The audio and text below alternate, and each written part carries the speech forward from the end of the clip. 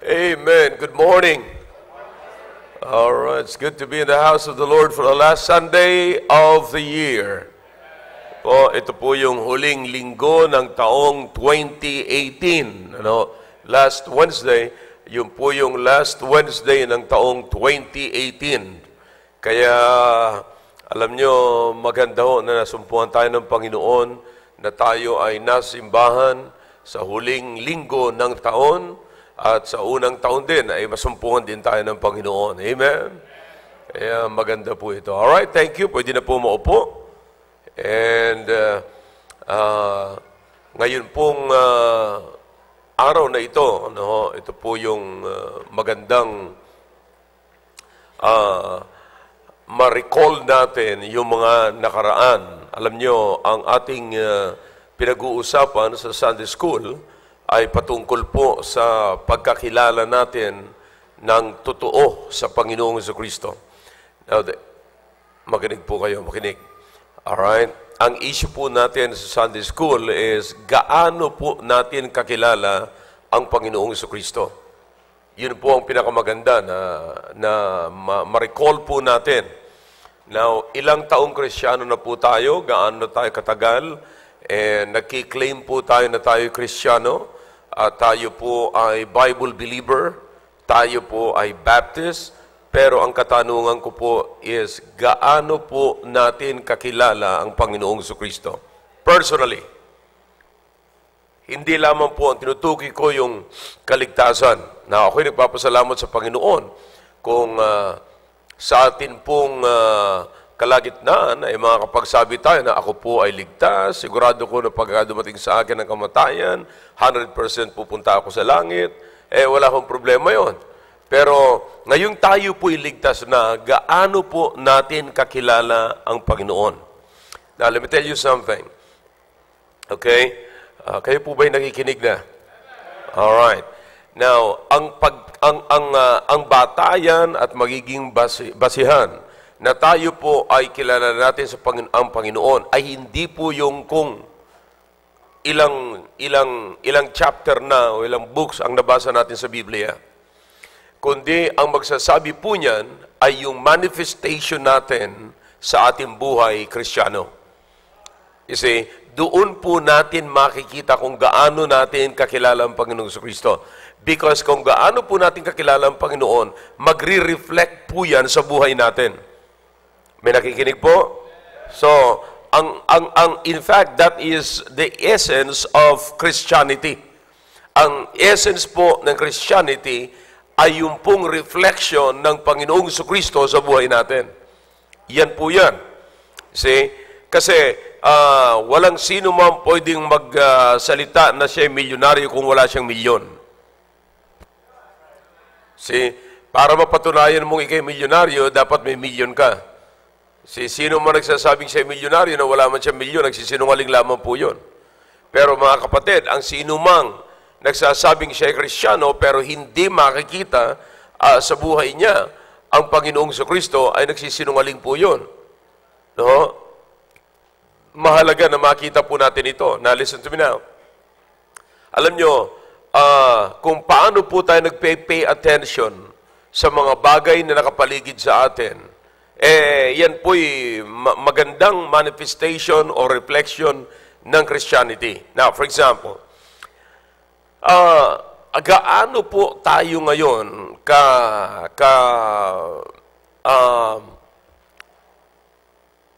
yung desire natin sa material na bagay sa mundo, ano ang attitude natin towards material things? Alam nyo, nakakalungkot mga kapatid, kapag ang isang Kristiyano ay nahuhulog pa rin po sa pagmamalaki sa material na bagay at hindi po sa bagay na eternal. You see, material things are temporal.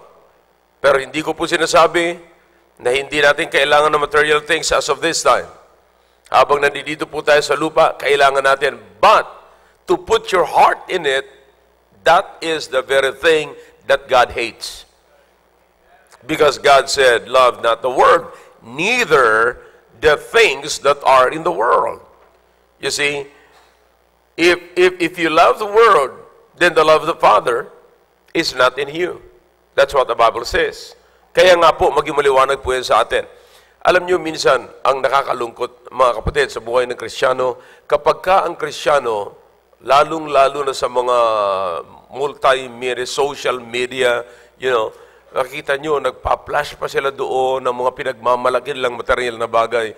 Pero wala man lamang silang na-mention na talata sa Bible, wala man silang na-mention na activities nila para sa Panginoon. See? Grabe ang kanilang mga pagpo-promote ng mga material na bagay na ito, meron akong ganito, na mga signature kung tawagin nila yan. You see? Pero mga kapatid, pagdating sa Bible, tignan mo ang Bible. Mabuti na lang namigay ang Gideon. Kung hindi namigay ang Gideon, wala siyang Bible.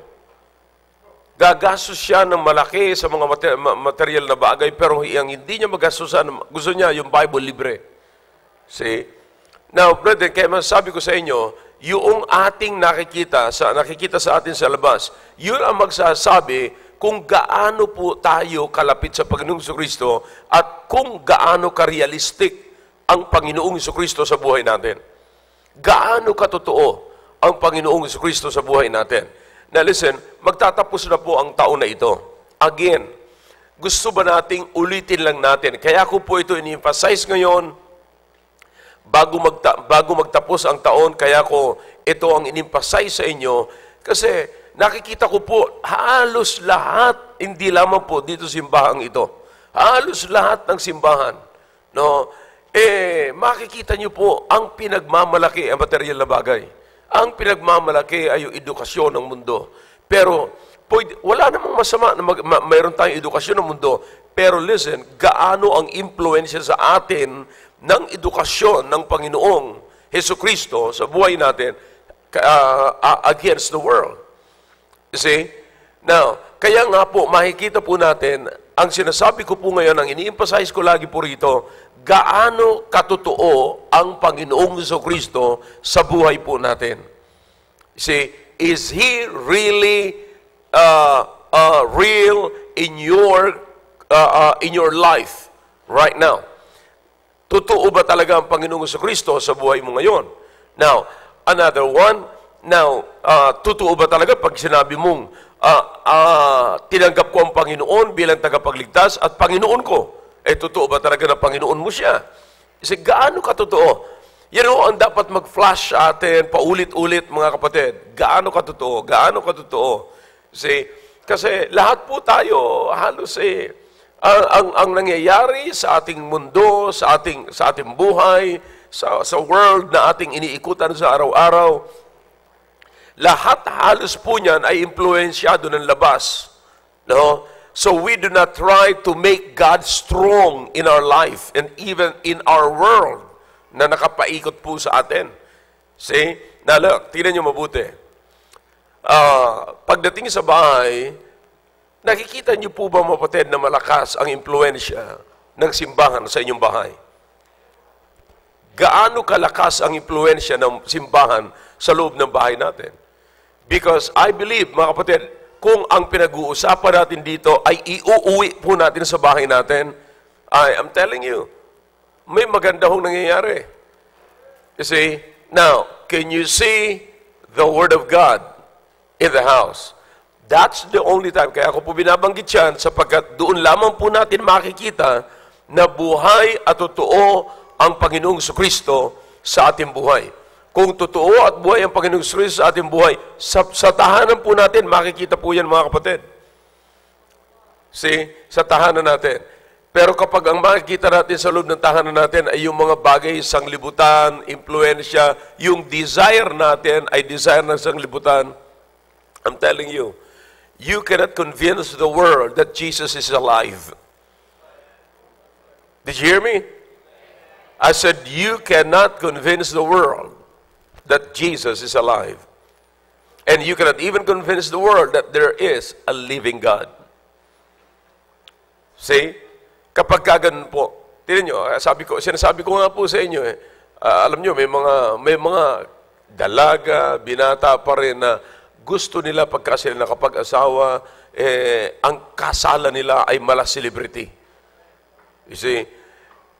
Eh, paano masasabi natin na kaya naman, ako talaga hindi na kumbinsido sa ganun eh. Alam niyo kung bakit? Pag tinignan ko, yung mga taong ito na may desire ng mala-celebrating kasalan, pag tinignan ko ang kanilang partisipasyon sa gawain ng Panginoon, hindi nga nagtatites. Hindi nga, ang tawag ng mundo dun eh, pag nakapagbigay sa gawain, swertehan. Yun ang kulukayal, ang tawag ng mundo dun. Pero gusto nila, pagka ikinasal sila, or mag-birthday sila, mala-celebrating celebration. Now, hindi po ba nakakahiya yun sa harapan ng Panginoon na nagsasabi tayo na ipinagkatiwala natin ang buhay natin sa Panginoon at siya ang ating tagapagligtas, siya ang nagmamando sa ating buhay, and yet, pagdating sa bagay na yun, hindi natin mapagkatiwalaan ng Panginoon.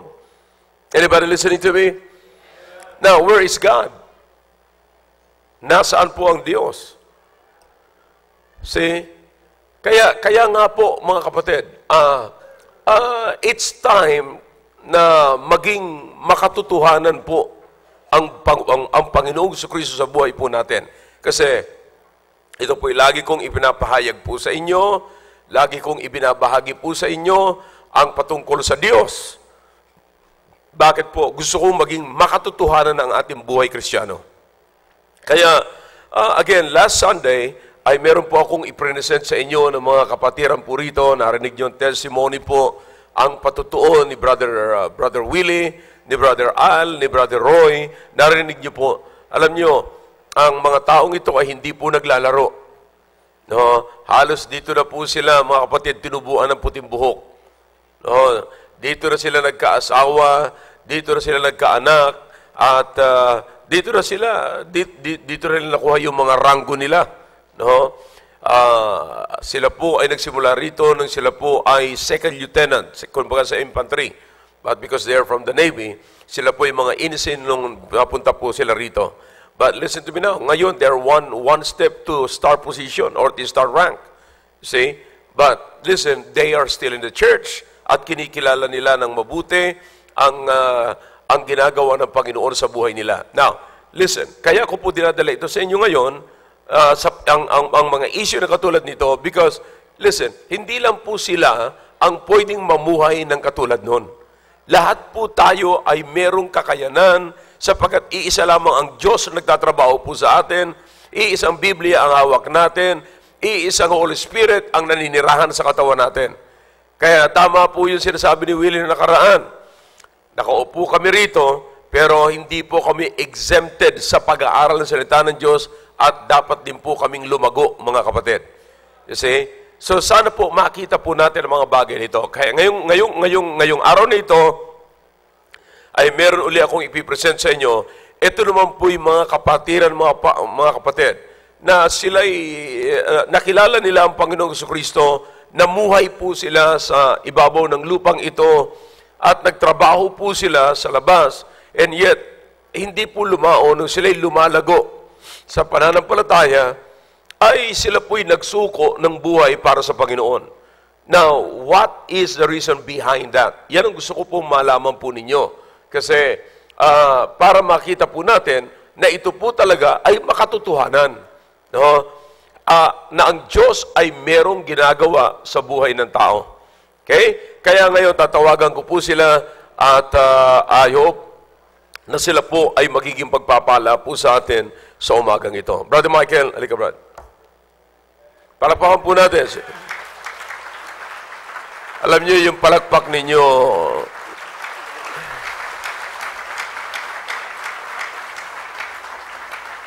dapat pagka taon may ino-observe tayong pagbabago sa buhay po natin, no? Let's get more excited sa darating na taon na ito. And it depends on how you take the Word of God na narinig po natin dito. Okay? Alright, pakinggan po natin si Brother Michael. Magandang umaga po sa inyong lahat at salamat po sa Panginoon na sa huling linggo ng taon ay nandito pa rin po tayo at magkakasama. Amen. Ito po isang malaking pagpapala po sa bawat isa po sa atin. Ako po ay naligtas noong January 29, 1993, 4 o'clock in the afternoon. Bagamat ako po ay lumaki sa Sunday School, naalala ko ang unang-unang nag-share po sa akin, ang pangalan po, maliit pa po ako, ang nag-share po sa akin ay si Brother Alex Dulay. Kung hindi ako nagkakamali, pastor na po siya sa Amerika ngayon. And then may mga Sunday School teachers po ako, nandiyan po si Ate Sharon. Yan po yung ilan sa mga naging Sunday School teachers ko po noon. Pero hindi po ako dito sa church na ito. Wala po kaming strong church na kinalakihan. At hanggang sa dumating po yung pagkakataon na nung naligtas po ako, teenager na, ay napunta po kami doon po sa San Pedro, kay Pastor Ed. At doon po ako actually nabaptize January 2, year 2000. Doon po sa San Pedro, nagbaptize pa sa akin, naalala ko si Preacher Lito Valenzuela. Preacher Lito Valenzuela, yun po yung nagbaptize pa sa akin noon. At hanggang sa umattend kami ng camp sa Zambales, family camp, that was April. At doon po ako nag-decide. Ito na, testimony ko na rin po sa inyo na ang preaching po, nag-preach po si pastor noon na ang title po ay Dead or Alive. At after the preaching, ay yung invitation kakaiba sapagkat yung invitation po, ang sinabi ni pastor, lahat ng mga pastor ay pumunta doon sa harap at kayong mga members na nandiyan ay kamayan nyo yung pastor nyo.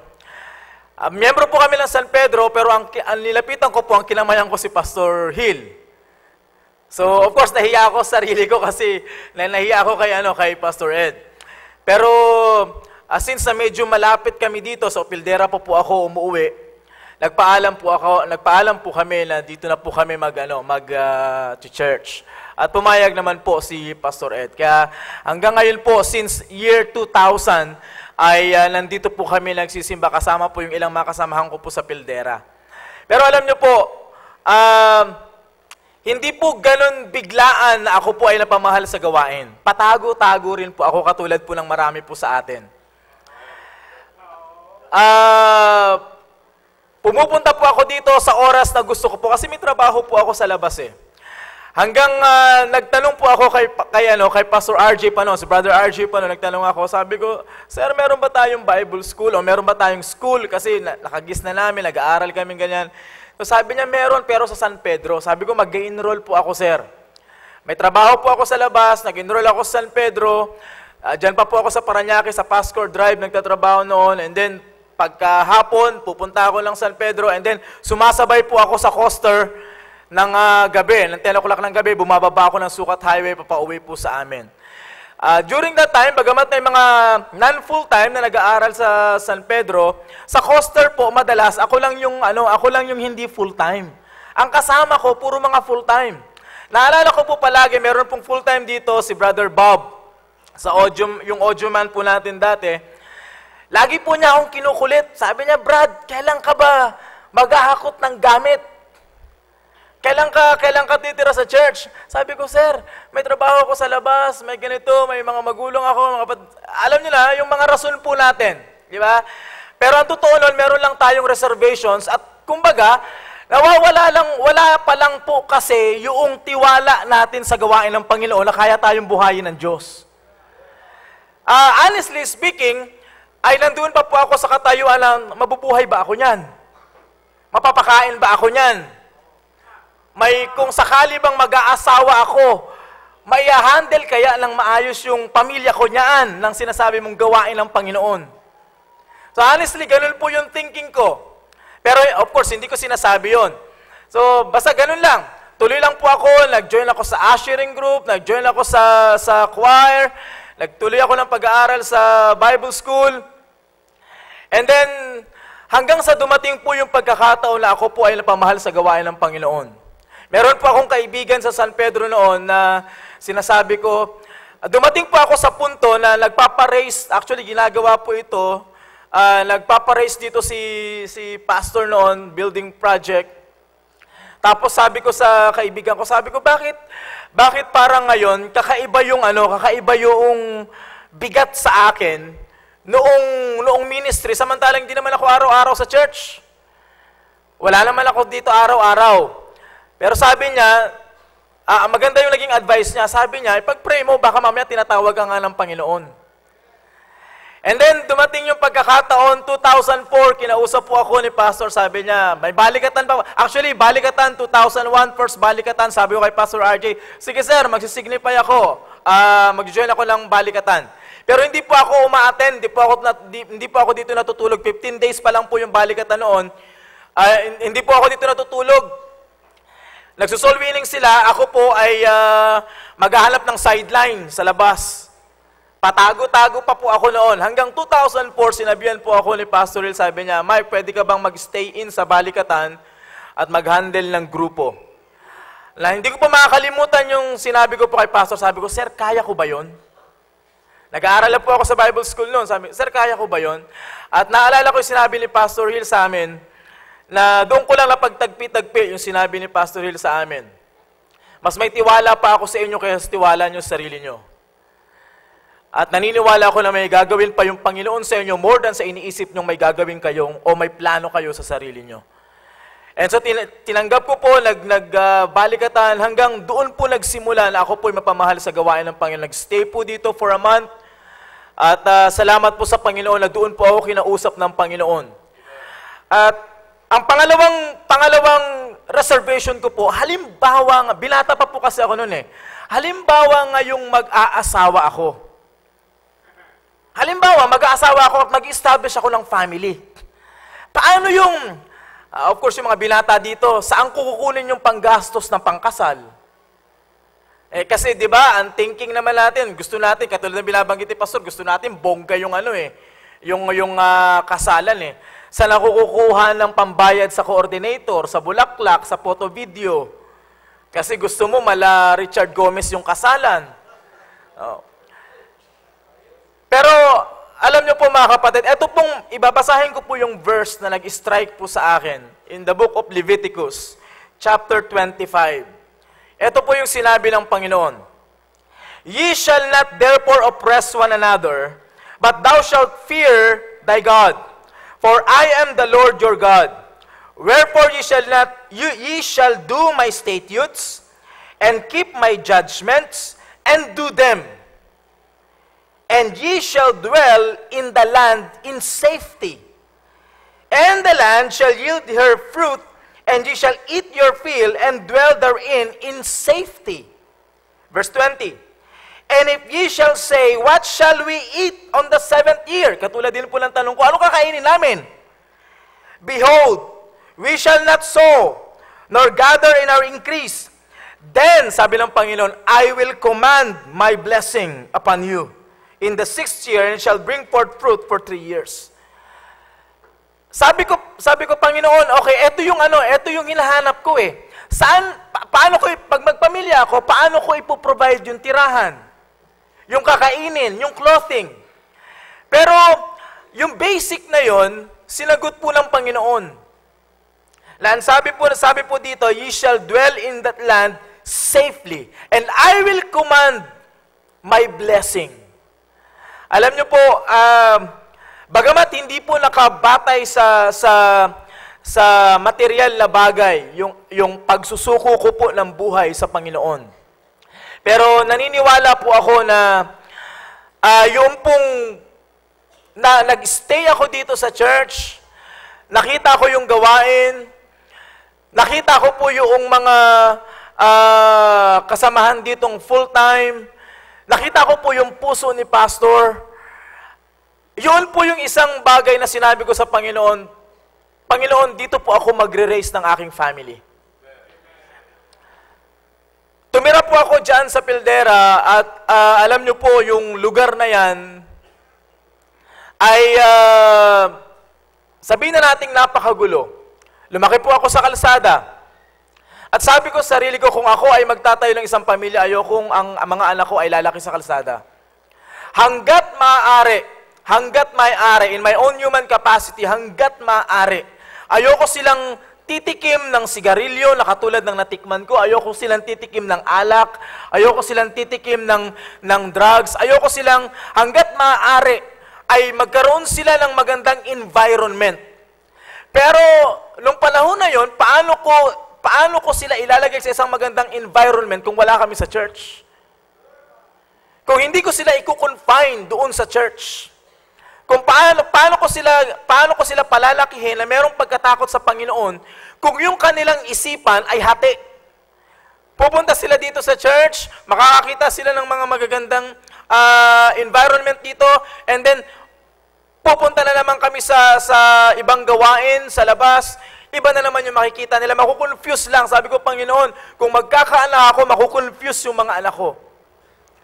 At ako nagpapasalamat sa Panginoon na ito pong church po natin ay not only Christ-centered, but family-centered. Not only tinataas dito yung pangalan ng Panginoon, pero nagpapasalamat ako sa Panginoon na meron tayong simbahan na nagki-cater ng atin pong mga anak simula po sa kanilang pagsilang hanggang sila po ay mag-aasawa. In fact, hanggang sa tayo po ay ibuburol na. Meron pong ministry and church. At nagpapasalamat ako sa Panginoon through our pastor na binigyan siya ng wisdom ng Panginoon na ang simbahan pong ito, sa nakita ko po, ang simbahan pong ito ay hindi lamang nagki-cater para sa mga tao na merong kakayanan. Alam niyo po,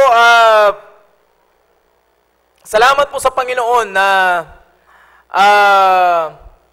bago po ang pumanaw yung mga magulang ko ay nakarating po sila dito sa church. Alam niyo po, ang unang nung kami po ay nagtatalo patungkol po dito sa church, binata pa po ako noon, ang lagi po sinasabi sa akin ng mga magulang ko, pinayayaman nyo lang yung simbahan nyo. Exactly, that's the word. Sinasabi ko po sa inyo yung totoo. Pinayayaman nyo lang yung simbahan nyo. Uuwi ka dito, gabi, alis ka, umaga, ganun lang. Pero alam niyo po, sa biyaya ng Panginoon at sa bunga ng panalangin, I believe, nakarating po sila dito. At nung nakarating po sila dito, ipinakita ko po actually inikot ko po umaakyat pa kami dyan sa taas sa third floor. Sinasabi ko sa nanay ko, sabi ko, Nay, sabi ko sa tatay ko, Tay, eto po, etong third floor na to, dito po kami naglalaro ng basketball. Kasi may ano po dyan may basketball court pa dati. Dito kami naglalaro ng basketball. Tapos, pag may mga okasyon, dito kami, dito yung pinaka-fellowship, ganyan, pinakilala ko sa mga full-time. Tapos sinabi ko sa nanay ko na yung iba dyan, mga opisyal yan sa military, yung iba dyan may mga profession, yung iba dyan may mga tinapos. Ibig sabihin, hindi mo pwedeng tawaran as far as yung kanilang pagkatao is concerned. Itong mga taong ito, sabi ko sa nanay, itong mga taong ito, hindi sila nandito sa church dahil wala silang magawa. May mga trabaho po yan sa labas. And so, nagpapasalamat naman ako sa Panginoon na kinausap ng Panginoon yung mga magulang ko. At pumayag po sila na ako po ay nandito sa simbahan. At sabi ko nga po sa inyo, dito po ako nag-grace ng aking family. Salamat sa Panginoon na nakilala ko po Sister Baby, yung akin pong may bahay. At salamat sa Panginoon na bagamat noon ay ayaw po niya na mag-full-time. Ayaw po niyan tumira dito sa church. Nandyan po yung mga biyanan ko. Ayaw po niyan tumira dito sa church. Ayaw niya mag-full-time. Kasi may trabaho siya sa labas. At sabi ko, since na full-time yung napangasawa mo, kasama ka mag-full-time. Hindi pwedeng ako lang yung full-time, ikaw, sa labas ka ng church, sa ministry, hindi po pwede. Dahil full-time ako, dapat magpo-full-time ka rin. Full-time ka rin. Pero of course, sabi ko nga sa inyo, nandoon pa rin yung struggle, nangupahan po kami, pero nangupahan kami malapit sa bahay nila. Kasi nga ayaw niya dito sa church. Pero sabi ko nga po sa inyo mga kapatid,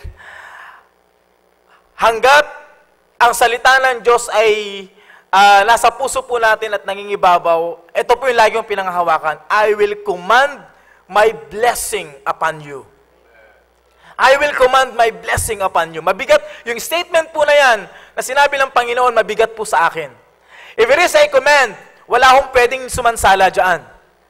Kinakailangang sundin. kung yung blessing ay ikukumand ng Panginoon sa akin, susunod yung blessing. Kasi hindi po niya pwedeng i-disobey ang Panginoon. So sabi ko, yun ang kiniklaim ko. Panginoon, nasa akin yung blessing, ikukumand mo yung blessing. Ito yung family ko. Ito yung, nandito yung pamilya ko. Naglilingkod ako sa inyo, so dapat naglilingkod din yung pamilya ko.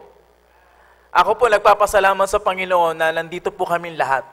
Diyan po Sister Baby, at meron po siyang ministry dito sa church. Nandiyan po yung dalawang mga anak ko. At sabi ko nga sa mga anak ko ay, nandito ka sa church, huwag kang mamumuhay na para kang nasa labas ng simbahan o ng ministry. Pumupunta kami sa area, pag pumunta po kami sa area, lagi ko po yung sinasabi, pag may nakikita kaming mga pulubi na nakatira dyan natutulog sa labas, lagi kong tinuturo sa kanila, hindi ba't napakapalad mo na meron kang tinutuluyan? Hindi ba't napakapalad mo na meron kang hinihigaan? Samantalang yung mga yan dyan lang sa kalsada. That's the blessing. Again, hindi ko po ito sinasabi sa inyo because of material blessings, pero ito po yung sinasabi ko sa inyo kasi ang punto dito, yung sinabi po ng Biblia, you must do my statutes, keep my judgments, and fear the Lord. And sabi ng Panginoon, I will command my blessings. Kaya mga kapatid, nandito po kami as a family, yung pamilya ko nandiyan po, naglilingkod po kami sa Panginoon, sa biyaya po ng Panginoon. At ito po, saga ng akin bilang tao, ito po ay miracle para sa akin. Miracle. Not only a miracle, but a privilege na makapaglingkod sa Panginoon. Sabi ko nga po sa inyo, hindi lahat ng pamilya ay tinawag ng Panginoon para, ang tawag namin dito sa loob ay maging pamilya ng Levites. Ibig sabihin, yung nag-full-time na nandito sa church. Pero nagpapasalamat ako sa Panginoon na tinawag kami ng Panginoon para maging full-time. At nagpapasalamat ako sa Panginoon na dito ko po sa simbahang ito palalakihin yung aking mga anak. Hindi po kami perpektong pamilya, marami po kaming mga lapses, marami kami mga pagkakamali, on process pa po kami. At marami pa pong tatabasin sa amin, sa pag-uugali, sa lahat-lahat, marami pang tatabasin. Pero salamat sa Panginoon, through this pulpit, this altar is a witness kung paano po kami lumuhod at umiyak sa Panginoon para ipanalangin po yung aming family na magpatuloy sa gawain ng Panginoon. It's all by the grace of God. Kaya, mga kapatid, ang pinaka-susi na sasabihin ko po sa inyo, at nung pumunta po ako dito, ang lagi ko rin po sinasabi sa aking sarili, makinig lang. Maging sa mga anak ko, lagi ko sinasabi, makinig ka. Pag nakinig ka, may maiintindihan ka. Pag may naiintindihan ka, meron kang gagawin. Meron kang susundin. Pero wala kang susundin pag wala ka naintindihan. Kaya wala ka naintindihan kasi hindi ka nakinig. Kaya yun po yung lagi kong sinasabi po. Kaya salamat po sa Panginoon na kami po as a family, patuloy niyo pong ipanalangin. Nandito po kami, naglilingkod po sa Panginoon. Again, it's a privilege, it's an honor na kami po ay pinagkatiwalaan ng Panginoon through our pastor na maglingkod po sa Kanya. Maraming salamat po. Alright, thank you, Brother Michael. At ako po'y naniniwala, mga kapatid. Mamaya magbibigay po ako ng conclusion sa lahat ng sinasabi po nila. Okay? Alright, pakinggan po natin si Brother Rafi. Brother Rafi.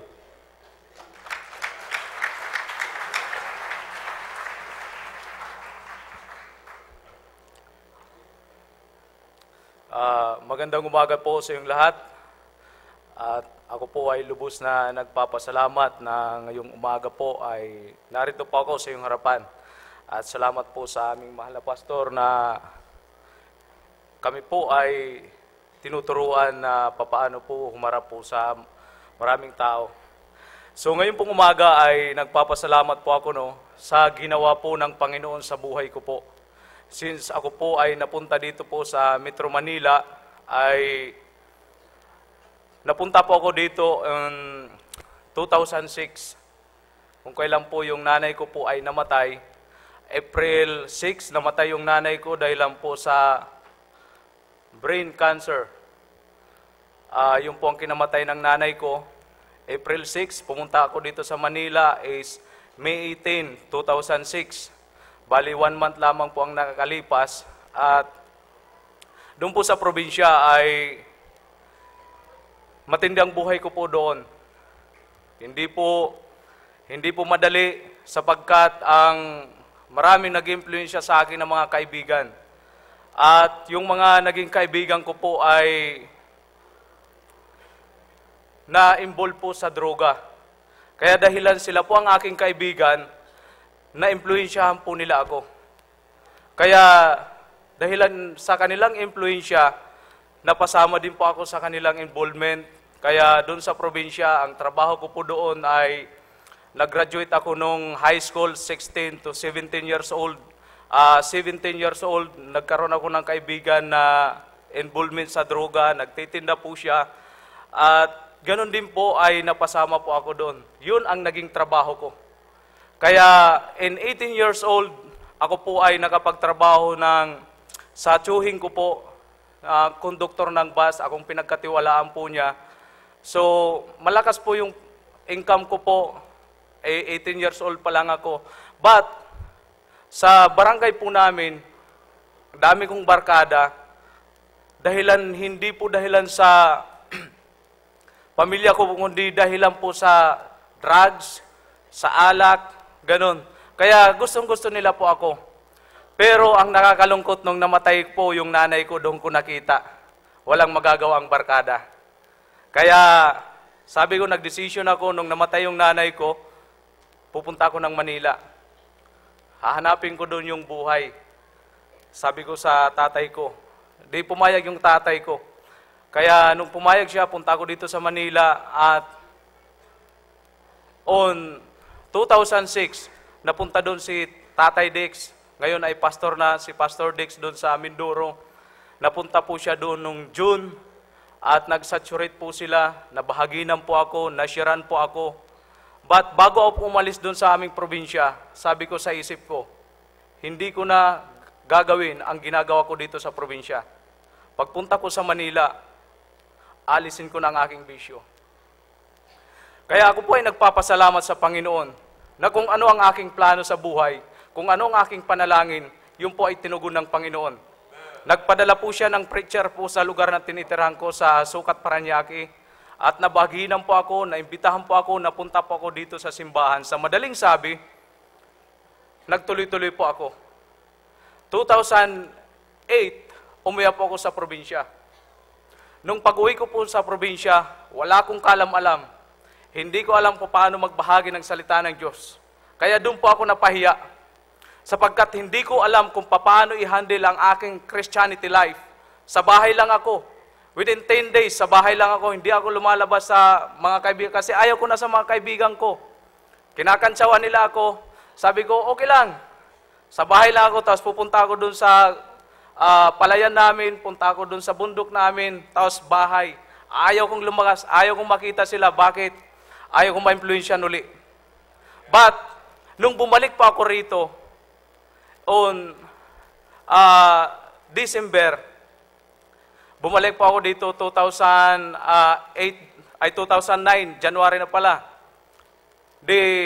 Tuloy-tuloy ang pagdidisciple sa akin ni Tatay Dick. Sabi pa nga ni Tatay Dick sa akin mahirap talaga itong kalbo na ito i-disciple, pero hindi pa ako kalbo nun. Ang ginagawa ko po, pag kumakatok si Tatay Dick sa tinutulugan namin, nagkukunwari akong tulog. Tulog, as in na tulog. Pero naririnig ko po siya, Rak, bangon na, magsisimba tayo. Pero hindi ako bumabangon. But, hindi ko po inaasahan.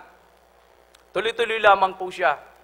Hanggat na pamahal po ako, kaya every Sunday, Wednesday night, nagpupunta lang ako dito sa simbahan.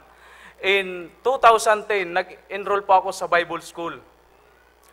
Nag-enroll po ako sa Bible School at tuloy-tuloy hanggang 2013, umuwi ako ulit sa probinsya. Third year na po ako sa Bible School. Nung pag-uwi ko sa probinsya, ang panalangin ko po, Panginoon, bago ako umuwi sa probinsya, ang panalangin ko maligtas yung tatay ko, maligtas yung mga kamag-anakan ko, especially maligtas yung tsuhin ko, yung naging boss ko po doon sa probinsya. Kaya nanalangin ako sa ganon, at higit sa lahat yung mga kaibigan ko. Di umuwi na ako ngayon doon. Salamat sa Panginoon. Pag-uwi ko doon, kung ano ang panalangin ko dito, pag-uwi ko po doon, yung po ang nangyari. Dahilan po sa nakapag-aral po ako, natuto po ako mag-soul winning, talagang binihasa ko yung pag-soul winning, nag-aaral ako ng Biblia, sabi may alam na ako sa Biblia. Kaya hindi na ako nila mapipiluso po. Kaya sabi tuloy-tuloy lang, punta ako doon, una kong binahagi ng tatay ko. Ako mismo nag-share sa kanya. Pangalawang binahaginan ko yung chewing ko. Tapos yung naging teacher ko nung high school ako, yung tsahing ko, tsaka yung chewing ko, nabahaginan ko po. Lahat ng mga kamag-anakan ko po doon, nabahaginan ko. Kasama ko po yung sa pagsusulwining po namin doon, ako lang nag-share, yung dalawa kong kapatid. Kasama ko po sila. Pinuntahan namin, nagpakamotor lamang po kami. At lahat po sila ay naligtas, tumanggap sa Panginoong Kristo. Kaya yun po ang aking pinasasalamatan. Andin yung mga kaibigan ko. Dati, ako ang nagtatago sa kanila. Ngayon, ako ang naghahanap sa kanila. Inisa-isa kong hanapin sila, inipon ko sila, at binahagyan ko sila ng salita ng Diyos. Of course, may nagpipiluso po sila sa akin. But, hindi nila ako ngayon maluloko. Kaya sabi ng kaibigan ko, anong nangyari sa iyo? Anong hangin na nakaanib sa iyo? Bakit nangyari sa iyo sa buhay niyan? Sabi ko, simple lang, nakakilala lang ako sa Panginoong Kristo. Ayaw niyo ba na maayos yung buhay niyo? Kaya, kung gusto niyo maayos ang buhay niyo, at kung natutuwa kayo na maayos ang buhay niyo, ako natutuwa ako. Kaya ibinabahagi ko po sa inyo papaano magkaroon ng maayos na buhay. Kaya ibinahagi ko po sa kanila. Dati, akong umaalis sa kanila. Ngayon, sila na ngayon ang umaalis sa akin pag pumupunta ako sa kanila. Lumalayo sila sa akin. Sabi ko, okay lang. At least nakita ko po yung kabutihan po ng Panginoon sa buhay ko po. So tuloy-tuloy po yun. Hanggat, nung nakabalik po ako dito, kaya before na bumagyo yung Yolanda, bagyuhin po yung lugar namin, 2013, October 23, umuwi po ako doon. November 2, bumalik po ako rito. November 3, dumating po ako dito sa Manila. November 8, binagyo po ng Yolanda. Pero salamat sa Panginoon, sabi ko nga, ako po ay nagpapasalamat sa Panginoon. Nung binayo po yun ng Yolanda, yung mga kamag-anak ko po doon, yung tatay ko, yung mga kapatid ko, walang balita. Pero ang panalangin ko sa Panginoon, Panginoon, magkikita-kita pa rin kami sa langit. Kasi walang balita eh. Walang balita kung saan sila napunta dahilan sa lakas ng bagyo. Pero nagpasalamat ako sa Panginoon, Panginoon, magkikita-kita pa rin kami sa langit. Kung sila man ay buhay, salamat sa Panginoon. Pero kung sila man po ay mawawala dahilan sa bagyo, magkikita-kita pa rin kami sa langit. Bakit? Nabahaginan ko sila ng salita ng Diyos. Kaya yun po nga pinasasalamatan na ako po ay natuto po dito po sa simbahan. Andin tuloy-tuloy po hanggat ako po ay nakapag-graduate ng Bible School on 2014. And 2015, nag-decide po ako na mag-aasawa. Kasi tinanong po ako ni Pastor, Rap, kailan ka mag-aasawa? Sabi ko, 30 po. 30 years old. Noong 2015, nag-30 po ako nung February 3. Tapos, kinausap na ako po ni Pastor. Ba't ang panalangin ko po, hindi nawawala sa panalangin ko. Ang plano ko po, sabi ko, Panginoon, kung magpapadala kayo ng preacher sa lugar ko, sa lugar namin, magprepresenta ako, Panginoon. Kaya nananalangin po ako. Sabi ko, Panginoon, ito po ang plano ko. Gusto mo nga maging missionary sa lugar namin. Ito ang panalangin ko. And then, na may preaching si Pastor na ang sabi niya, kung gusto niyo maging missionary sa iyong lugar at maging pastor, bakit ayaw niyo mag full-time? Yun ang panawagan doon po sa mga lalaki. Kaya sabi ko, oo nga pala, ito ang plano ko, pero ayaw kong mag full-time. But, ang ginawa ko po, hindi ko namalayan, February 15, 2015, nag-decide po ako sa aking buhay na magre-resign po ako sa trabaho. Pumasok po ako sa full-time ministry. Sapagkat sabi ko, hindi ko matutupad ang plano ko hanggat hindi ako nasa loob ng simbahan. Hindi ako magiging full-time. Kaya bago ako makapag-asawa ay nag-full-time po ako. But, sinit na po kami ni pastor ng aking asawa ngayon. Wala siya. Salamat naman. Sinit po kami ng aming pastor ay January. I think January o February, ganon. Pero ako po ay nagpapasalamat. Sabi nga nila, sinit up. Pero sa totoo lamang po, yan po ay plano ng Diyos. Sapagkat, maging ang ating mahal na pastor, siya po ang nag-present, siya po ang nagpakilala sa napangasawa ko po. Sapagkat siya po ang nagpakilala, ipinakilala niya po si Ma'am Yunor sa akin, linilinaw niya lahat. Sabi ko, ito po ang katugunan ng aking panalangin. O yeah, sapagkat yun ang katugunan ng aking panalangin, hindi ko tinignan kung ano ang edad niya. Hindi ko tinignan kung ano ang itsura niya. Ang tinignan ko po, yung plano ko.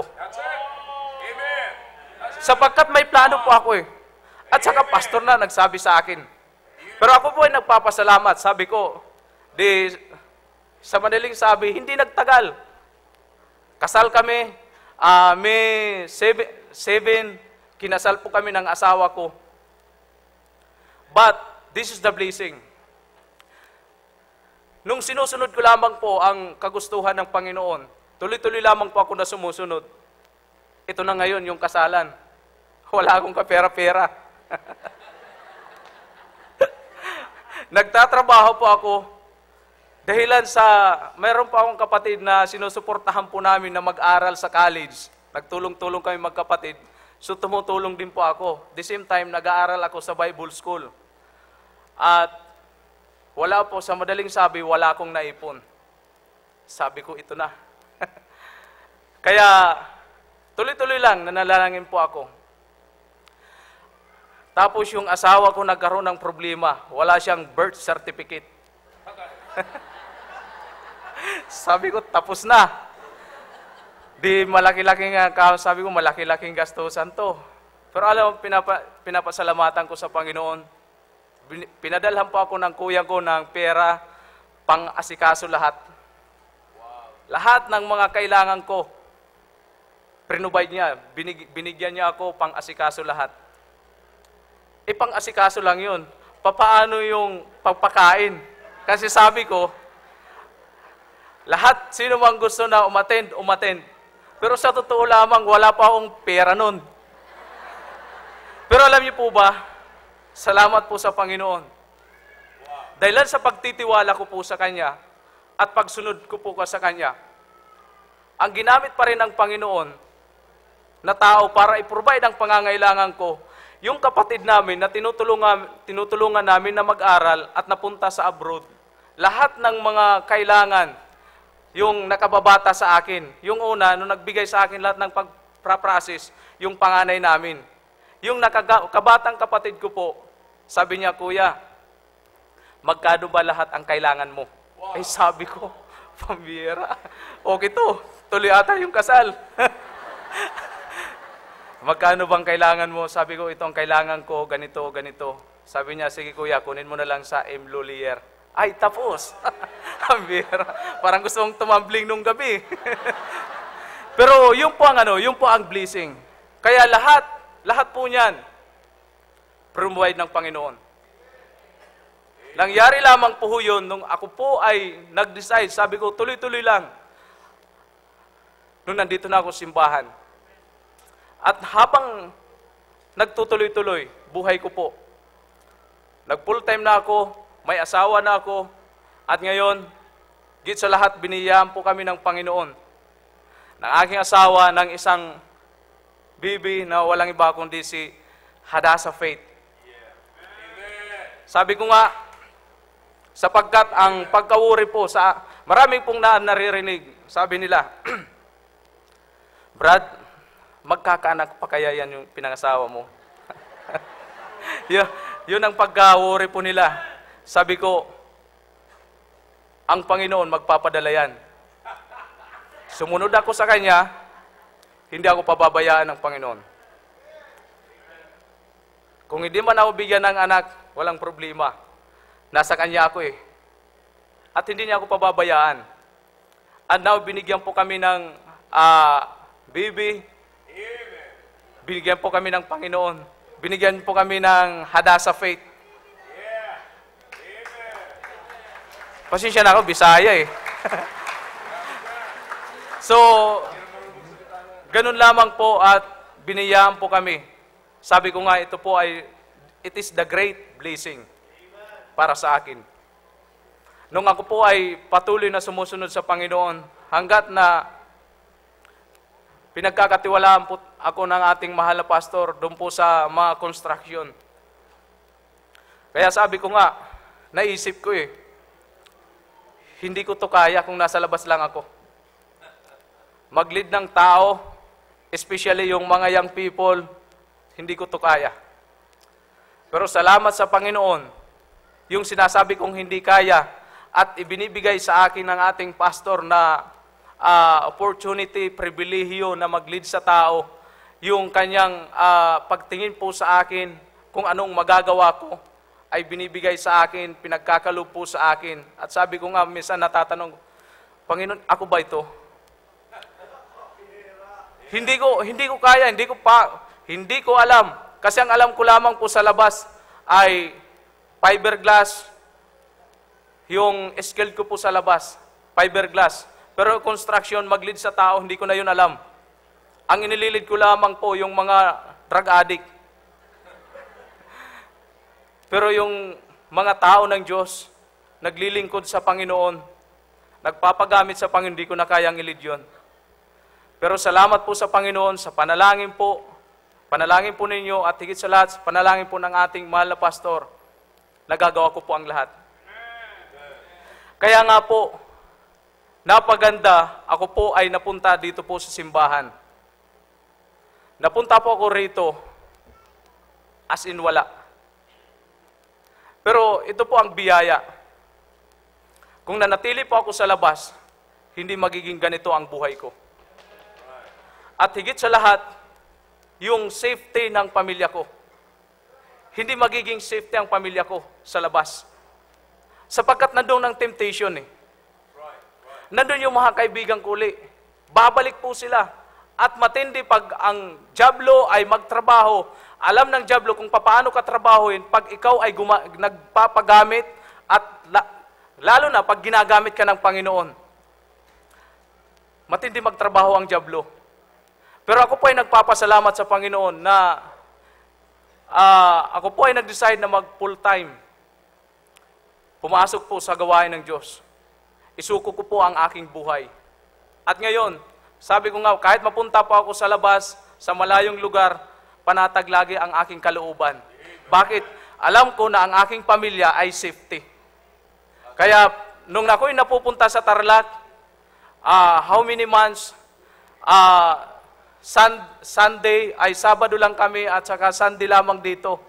Tapos babalik po kami doon ng madaling araw ng linggo. Pagkatapos lang ng service dito, babalik po kami doon sa Tarlac, magtatrabaho. At ang mga kasama ko po, yung mga mababait na young people namin. Yun ang kasama ko. Pero ako po nagpapasalamat sa Panginoon na ang asawa ko po, alam ko po na nasa loob ng simbahan. Naglilingkod din sa Panginoon. Kaya ang asawa ko po ay naunawaan niya lahat ng mga ginagawa ko. Bakit? Parehas ang aming vision. Parehas ang aming kaisipan. Kaya pagdating po sa paglilingkod sa Panginoon, walang problema. Bakit? Parehas ang aming vision Bakit parehas? Sapagkat yun ang aking plano. Sabi ko, ito po ay mga kasama ko po, ito ay magiging katulong ko po dito po sa plano ko. Kaya salamat sa Panginoon. Ngayon, nakikita ko po kung paano po magtrabaho ang Panginoon. At hindi ko po alam kung ano pa ang gagawin sa akin ng Panginoon. Basta't yung sa akin lang, magpagamit lang ako sa Panginoon, magpatuloy. At hanggat, sabi ko, mawala ko dito, yun lang ang panalangin ko. Panginoon, huwag mong pahintulutan na ako po ay manabang sa iyong gawain. Kundi lagi po akong pag-alabin niyo, Panginoon, sa iyong gawain. Yun lagi ang panalangin ko. At ipinapanalangin, lagi kami nanalangin ng asawa ko na, Panginoon, ako, ang aking anak, ang aming panalangin, bilang isang pamilya, kami po ay maging pagpapala at maging good example sa bawat family sa loob ng simbahang ito. Yun ang aming panalangin lagi, every night. Kaya yun po ang aking pinasasalamatan. Nung ako po ay napunta dito sa loob ng simbahan, nung pinili ko na ako po ay magsuko ng buhay sa Panginoon, grabing biyaya ng aking natatanggap. At hindi kayang tumbasan yung biyaya na natanggap ko sa labas sa biyaya na ako po ay nasa loob ng simbahan. Hindi kayang tumbasan.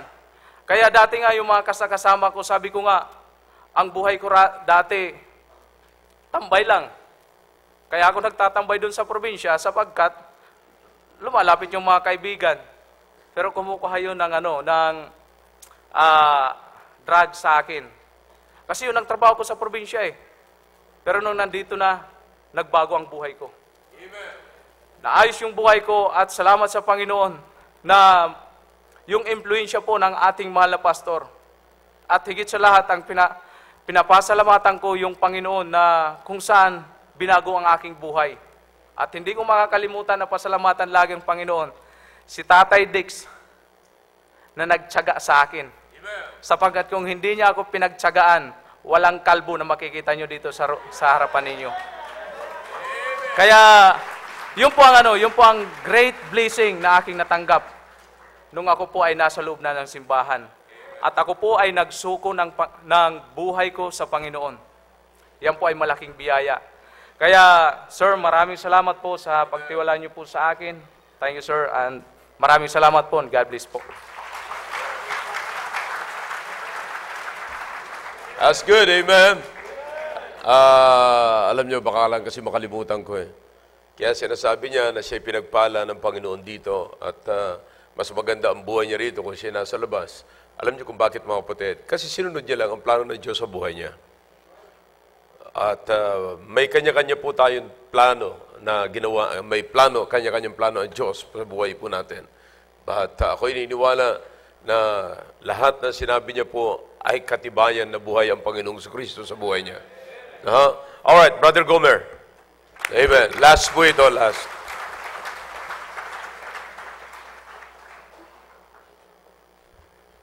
Magandang umaga po sa inyo lahat at ako po si Brother Gomer. Basahin ko lang po isang talata sa Bible. And Psalms 27, verse number 1 and then verse number 4. Sabi ng Biblia, "The Lord is my light and my salvation. Whom shall I fear? The Lord is the strength of my life. Of whom shall I be afraid? One thing I have desire of the Lord, that I will seek after, that I may dwell in the house of the Lord all the days of my life, to behold the beauty of the Lord, and to inquire in His temple." Now, magandang umaga muli po sa inyo sa lahat. At ako po ay nagpapasalamat sa Panginoon dahil muli ay nakatayo po sa inyo pong harapan. At kanina pa po ako kinakabahan eh. Ako po ay napunta ng Manila year 2003. At ako po ay 19 years old at time. At ang pangarap ko lang po sa buhay ay yung guminhawa yung buhay namin.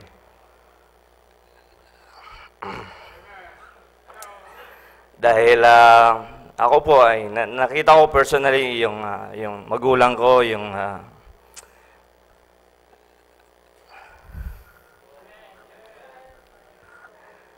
pamilya po namin ay talagang mahirap. Kaya at the age of, I think, 6 years old, hanggang 19 years old na ako ay nasa province, ay nagsisikaw po. No? At the age of 6 ay nagpapaupan na po ako sa paghahakot ng kopras, ng anumang pwedeng pagkakitaan na kakayanin ko. At nagsikap makaipon ng pera. Kaya nung lumuwas po ako ng Manila, ay ang inaasahan ko po ay magkakaroon ng magandang trabaho at yayaman. So, hindi po yan ang aking unang nasumpungan, kundi una ay salita ng Diyos. Dahil yung ate ko po ay napunta ng Cavite. So, dyan po ako nag-start. Dyan po ako nasiran, year 2003. Dyan po sa San Pedro, Laguna. Natatandaan ko po ay anniversary po yan ng San Pedro, Laguna. At ako po yung nagpapasalamat sa Panginoon dahil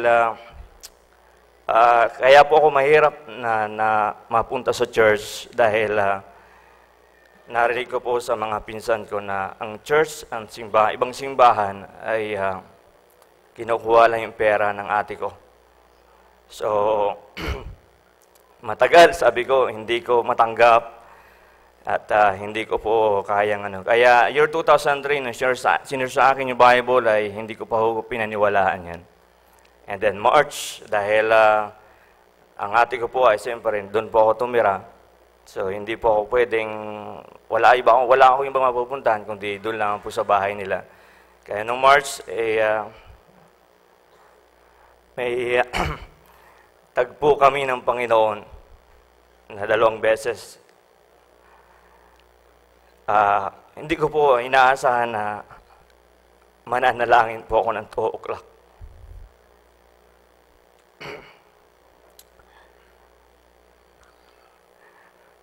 Madaling araw po, 2 o'clock in the morning,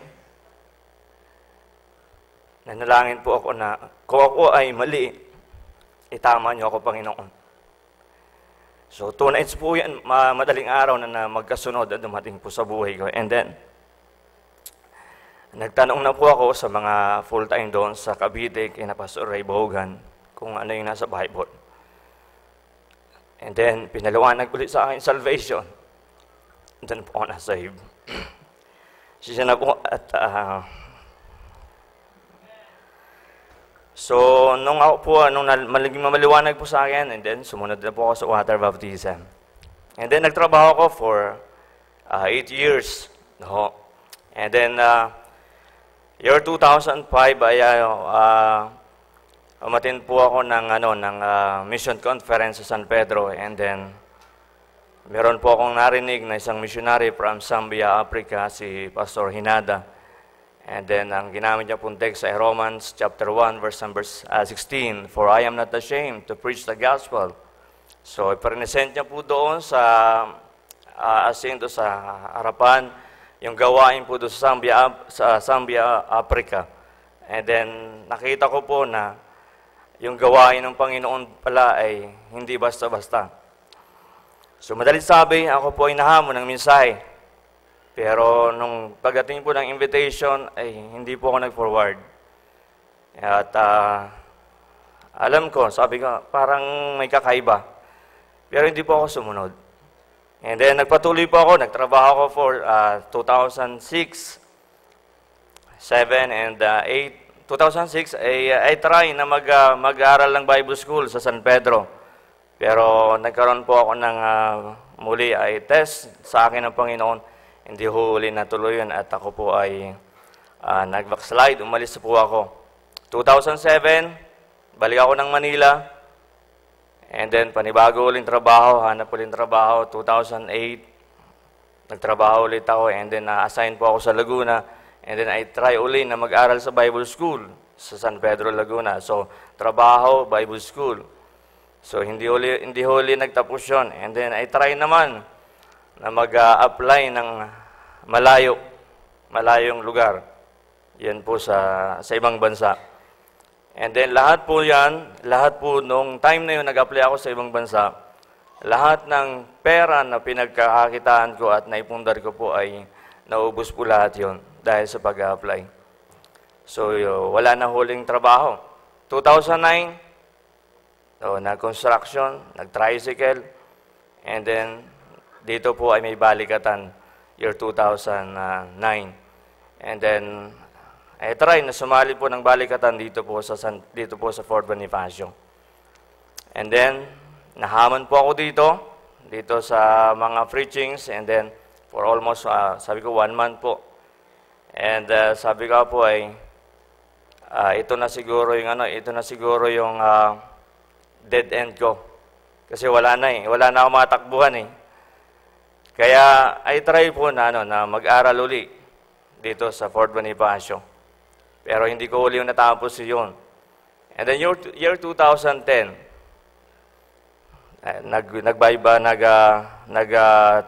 sumali ulit po ako dito sa Baligatan. So doon na ho lahat nag-start. So nung simula ko po dito sa Baligatan 2010, so nag-decide na po, kinausap po si Pastor Dex, nandito si Pastor Dex noon. And that time naman po ay meron pang kumontra uli. No, tumawag po yung supervisor ko sa trabaho. Nasabi niya, "Sir, mag-report ka." Time po ng Baligatan, ang pera ko lang po sa wallet ay yung binayad ko na 1,000 and then may 100. Nagkataon pa po na ninakaw yung wallet ko. So hindi ako makakalis. Wala akong pera So sabi ko, tapos na. Sabi ko, surrender na ako, Panginoon, dahil wala na lahat So, sinabi ko po kay Pastor Dex, hindi rin po ako makakauwi ng Cavite dahil wala na po akong pera. Kaya siguradong dito na po ako mag-full time. Kaya sabi niya, "Uwi ka muna, Brad. Magpaalam ko na kay Pastor Ray Baugan." So, nagpaalam po ako and then doon na po nagsimula na ako po ay nag-full time dito sa CSI. At alam niyo po, lahat ng pinangarap ko, lahat ng plinano ko sa buhay ko, ay mas maganda ang plano ng Diyos sa buhay ko. Napaganda. Sabi nga, kung pinangarap ko na tulungan yung aking family, financially, materially, hindi ko man naibigay yun noon. Pero alam niyo po, mas malaki ang ibinigay ng Diyos. Dahil hindi lang ho material ang binigay ng Panginoon sa pamilya ko po. Kundi salita ng Diyos, kaligtasan na hindi kayang palitan at hindi kayang bayaran ng salapi. No. Kaya biyaya ho ng Panginoon every year na umuwi po ako sa amin, sa probinsya, iniikot ko ho yung mga kamag-anak ko. At every year, yung school na pinasukan ko, lahat po ng rooms dyan ay sinisiran ko. Every year. And then lahat ng mga kaibigan ko, pinupuntahan ko po yan. And then, yung pinsan ko na nasa Italy, yung mga pinsan ko nasa Italy, yung nagsabi sa akin na yung simbahan ay namimera. Sinabi ko po sa nanay ko mismo na, yung pera nila, hindi nila kayang bayaran to. Itong natanggap ko. Hindi kayang bayaran. Sabi nga po galing ng Italy, bibigyan yung nanay ko ng 1,000. Sabi ko, naibigay ko rin sa inyo yan, pero sa gawain ako ng Panginoon. So, sabi ko po sa nanay ko, hindi pera nanay, huwag kayong maingit sa kanya, kasi dalawa lang sila magkapatid na natira na. Kaya sabi ko sa kanya, huwag kayong maingit sa kanya. Kasi, yung malaking perang kinikita nila, hindi kaya nilang pasayahin. Pero nung nasa Panginoon tayo, sabi ko, pinakamasaya. And then ito pong year 2018, na isa sa mga kamag-anak ko po, na nasa Amerika, nag-text pa sa akin para lang ipag-pray yung kanyang kapatid. Dahil nasa hospital.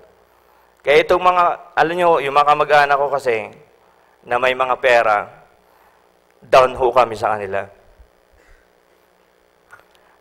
Napakababa ng tingin nila sa pamilya namin. Kaya, doon ko nakita, sabi ko, pag nasa Panginoon ka, itataas ka ng Panginoon. Kaya sabi ko nga po yung mga pera na ito, na mga kamag-anak ko, sabi ko, tingnan nyo, lumapit sa akin. Hindi nang ihingi ng pera, kundi kinilala nila ang Diyos ko.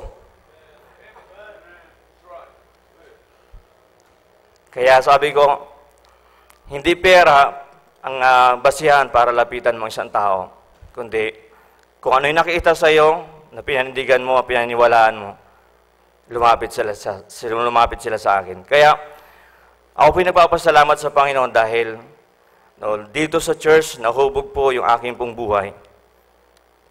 Kaya lahat po ng meron po sa aking buhay ay dahil po sa simbahan nito. Dito po ako magsimula ng pamilya. Year 2014, ako po ay kinasal dito August 26 at napangasawa ko po si Sister Marie Chris Malabay. And then, the same ho na sinasabi ho ng mga nauna dito, pagpapakasal, problema ko din ho yan ho. Pero sa isip ko lang ho bahala ang Panginoon lahat. Kasi sabi nga po, kung nasa Panginoon ako, lahat ay ipoprovide ng Panginoon. Pero ako po nagsisikap mag-ipon. Actually, may 3,000 ako naipon eh. Pero nakagawa ng 3,000 na yun. Barya lang. Nag-aalkansya po ako. Kasi simula po ng bata, talagang nasanay na ako mag-aalkansya. So, nag-aalkansya ako 3,000. Sabi ko, saan makakabot kaya itong 3,000? Kaya, sabi ko po, yung problema na yun, pinanalangin ko lang po sa Panginoon. Sabi mo, pag sumunod sa iyo, kayo ang bahala. So, lahat ang Panginoon ang bahala. So, kinasal po kami. Pag uwi ko sa probinsya, sabi ng parents ko, dapat December na lang para at least medyo nakaprepare kami. Sabi ko, hindi ganun yung simbahan na napuntahan ko eh. Basta pag sinabing kasalan, kasalan na. So, binuntahan ko po yung mga kamag-anak ko. Sa amin po kasi, may tradition kasi na nagtutulungan. Kaya, biyaya po ng Panginoon. Lahat ay pinrovide ng Panginoon. Sabi nga, kung kukuintahin ko po yung gastos, doon sa damit pa lang ni Marie Chris, 50,000 na yun eh. So, yung panghanda ko po, siguro nasa 100,000. Kaya lahat po, sabi ko, wala pa akong pera, pero ang Diyos ay maraming pera. Ang kailangan lang po talaga ay sumunod. No? Yan lang ho ang natutunan ko dito. Sumunod ka lang na sumunod, no? Ang Diyos ang bahala sa iyo. Kaya lahat po, yan ay sa biyaya ng Panginoon dahil sa ating mong pastor, no? Lahat ng programa niya na ginagawa po sa amin ay yan lang po ang aking batayan. Kaya nagpapasalamat po ako sa Panginoon. No, lahat na meron po ako ngayon, lahat ng sabi ko po, pinasikat po ako ng Panginoon sa aming lugar. Dahil nung ako po ay nag-preach, nung namatay yung uncle ko, nag-preach po ako doon. No, lahat buong barangay, kilala na po ako doon. Kaya pag ako po ay naglakad doon, nalasing, siguradong masisira ang salita ng Diyos. Dahil pinamalitan na po doon sa buong barangay namin, ako po ay pastor na. Bagaman hindi pa ako pastor, sabi ko, pastor ka na, sabi niya. Kaya kahit saan ako pumunta, tawag sa akin, pastor. Pero kilala po ako sa aming sabungero. No, kilala po ako dahil medyo ang nakasama ko po sa aming lugar ay mga taong nasa politika. Dahil ang mga manok ko po na may mga japorms, may mga hikaw. Kaya kilala po ako doon. Kaya bagaman sumikat ako doon sa bisyo, pero mas pinasikat ako ng Panginoon sa salita ng Diyos dahil ipinahayag ko po ang salita ng Diyos doon sa lugar po na. Bagaman hindi pa po lahat, pero every time na umuwi po ako, wala akong panahon na hindi ko nagbabahagi ng salita ng Diyos. Pero kung wala po ang simbahan na to, hindi ko po magagawa lahat yun. No, wala ho si Brother Gomer kung wala ang simbahan na to. Kaya nagpapasalamat po ako sa taong ginamit, yung kapatid ko po, and then doon sa church sa Cavite, and then dito po ako nahubog kung paano po mag-lead din ng mga tao. Kaya yung pag-lead po ng mga tao talaga, hindi ko po pinangarap yan eh. Kaya napakahirap po, sabi ko, mas mabuti po na sumunod, maging taga-sunod, kaysa magpasunod. Kaya, pero biyaya po lahat ng Panginoon. No? Kaya kung anuman po ang meron ako ngayon, ayan po ay dahil sa Panginoon. Kaya lahat po ng papuri ay binabalik ko po sa Panginoon.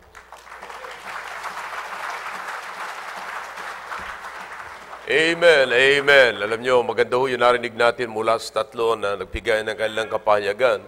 No? At isang bagay ho na makikita natin, they are ordinary people. Ordinary men, just like us, no? Wala akong pagkakaiba. And sila po'y nangangailangan, kung inyo pong nakita, may fear din sila bago sila napunta sa ministry. Kasi paano ang kanilang buhay, paano ang kanilang pag-aasawa, paano lahat ng yan. Pero pinatunayan po sa kanilang Panginoon na buhay siya, totoo siya. In fact, maganda pa ho yung yung pagpapakasal nila, pag-aasawa nila, mas masaya sila. Kasi wala silang pera, pero nakapagpakasal sila. Imagine that, nakapag-asawa sila. Si Rapi, lahat ng haka-haka sa kanya, na paano yan, kailangan magkaanak. Bakit nag-asawa ka ng mas matanda sa'yo, magkakaanak pa ba yan? Aba ngayon, may baby po sila. Yung iba naman, bata naman na pangasawa. Hanggang ngayon, wala pa rin anak eh. Excuse me. Totoo yan, mga kapatid. Ako'y nagsasabi sa inyo ng totoo, no? Pero hindi ko po intensyon na manakit sa inyo. Ipinapakita ko lamang po sa inyo na totoo ang Diyos. Buhay. Yun ang lesson natin dito sa Sunday School na ito eh. Kasi, ang ginawa ko po sa inyo, nag-present lang ako ng ebidensya. Bakit? Para maging makatotohanan ang ating pinag-uusapan. Kasi hindi yung puro, kasi pag binuksan ko ang Bible, parang nasa isip natin, anong araw pa yan, kinakailangan pumikit para imagine mo. Ngayon hindi, kita ho natin eh. Kita natin. Kasi alam nyo yung iba, kaya yan ang mga fear nila mga kapatid, na magsuko ng buhay sa Panginoon. Kapatid, kaibigan, matagal na ako sa gawain. And I started this ministry by the grace of God flat. From nothing. Not even a scratch. From nothing. See? Pero, kung anong meron po tayo ngayon dito mga kapatid. Pero sinasabi ko nga sa kanila, wag lamang kayong mas mataas kaysa kay Kristo. Kasi sinasabi ko lagi sa inyo yun kung hindi nyo nakikita sa akin ng kayabangan, mahiya naman kayong magyabang. Kasi sa gawain ng Panginoon, wala kang pwedeng ipagmalaki at wala kang pwedeng itaas maliban sa Panginoon. Kaya alam nyo, sinasabi ko sa inyo mga kapatid, ang fear ninyo ngayon, fear din nila ngayon. Kaya pinakita ko lamang sa inyo mga kapatid, kapag ka mananatili tayo sa fear, at wala ho talaga, at kapag nanatili tayo sa pagkatakot, ang makikita sa atin pagkatakot at hindi po ang Diyos. But listen, ang Diyos ang nagtatanggal ng pagkatakot. Sana maging maliwanag po sa atin ang mga narinig po natin. Kasi alam nyo, ito ho ang napakaraming problema, nakikita ho natin, ang tao nagsasalita tungkol kay Kristo pero hindi nila kayang ipamuhay. But I'm telling you this, kapag kayo po'y naniniwala sa Panginoon, ako po laging ganyan, kung tutusin, kung sa katigasan ho, mga kapatid, noong araw, talagang napakatigas ko. Pagdating sa prinsipyo, pagdating sa sarili, wala nang ibang pinakamagaling kundi yung sarili. Kaya minsan, naiisip natin yan, sinasabi ko ito sa lahat na nagagaling-galingan. Pagka ang feeling mo, ikaw ang pinakamagaling sa kasama mo, napakaliit ng mundo mo. Layo-layuan mo pa para may makakita ka pang mas magaling sa iyo. Pagka ang feeling mo, ikaw ang pinakamagaling sa mga kasama mo, nagkakamali ka ng mga kasama. Napunta ka sa mga kasama mo, walang influensya sa iyo. At kasi ikaw lang ang pinakamagaling eh. Kaya hindi ho dapat natin iisipin yan mga kapatid. Sabi ko nga sa inyo, galingan natin kasi mas maraming magaling sa atin. Yan ang pinakamaganda. Kaya wala na ho. I'm telling you, walang ibang pinakamaganda sa buhay sa ibabaw ng lupang ito, kundi ipamuhay natin ang gustong buhay ng Diyos para sa atin. Wala na ibang gaganda pa po dyan. Kaya sabi nyo kanina, kaya pinabless po sila sapagkat nasa buhay sila na kung saan sila gustong mamuhay ng Panginoong Kristo. Ganun po sila. Ulitin ko po yun, parang hindi nyo gano'n nakuha. No? I-rewind ko.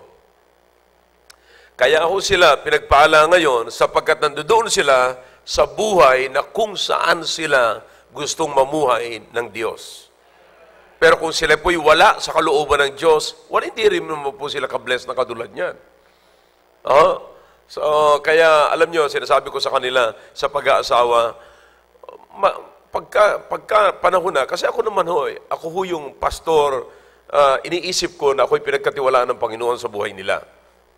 Ngayon, kinakailangan tignan ko ang pangangailangan nila. Kaya tinatanong ko sila, ikaw, katulad kay Rafi, katulad kay Gomer, sabi ko sa kanila, Brad, kailan mo planong mag-asawa?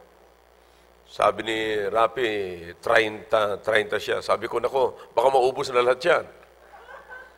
Mabuti, may natira pa ho, mga kapatid. Pero sabi ko, sige, ganon. Tinanong ko rin si Gomer, sabi niya, ikaw Gomer. Sabi ni Gomer, ngayon na po. Sabi ko, ganon, may pinagpipray ka na ba? Meron na po, pero kung aprobado sa inyo at kung hindi man, ano pa rin ako ng rekomendasyon ninyo. Makikinig pa rin ako. Sabi ko, sino yung pinagpipray mo? Si Marie Chris daw. Tawagin mo. Oh yeah. Mga kapatid, kasi si Marie Chris naman, kilala ko naman si Marie Chris. Talaga namang kahit hindi siya full-time, pero pag nagtrabaho po yan, parang full-time po yan. So sabi ko, tawagin mo. Tinawag niya. Sabi ko, Marie Chris, ikaw ba'y mag-aasawa na? Plano ko na po. May pinagpipray ka? Wala po. Kung magre-recommend ako sa iyo ngayon, magugustuhan mo, bahala po kayo. Kung i-recommend ko sa iyo si Gomer, magugustuhan mo, opo.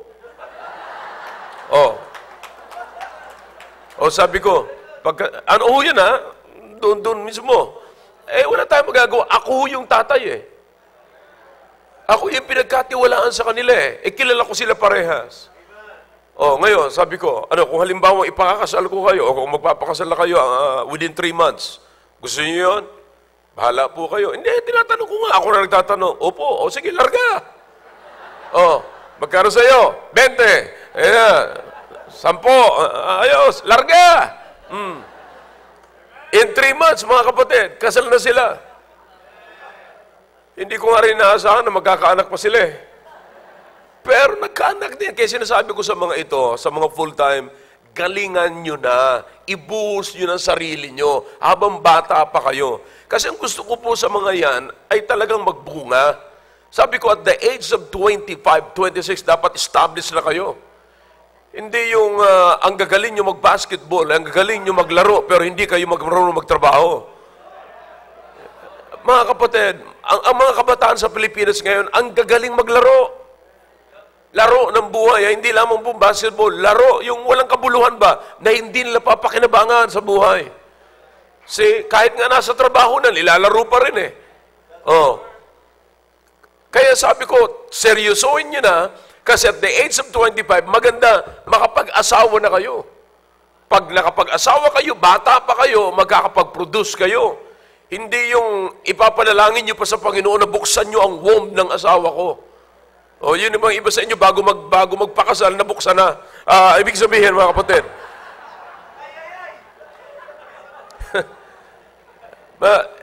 Sinasabi ko, kayo mga kabataan, makinig kayo ng mabuti. Sabi ko nga sa inyo, this is not to offend you parents. But, in that sad, na may plano pa ako sa anak ninyo kaysa kayo. Sinasabi ko ito. Lalo na pag nagkakapersonalan kami ng mga yan, kabataan na yan. Sabi ko sa kanya, umayos ka. Di ba, sinabihan kita, umayos ka. Di ba, sinabihan na kita, sinasabihan pa kita uli ngayon, umayos ka. Pag nagsalita po ako ng ganyan sa kabataan, seryoso ako.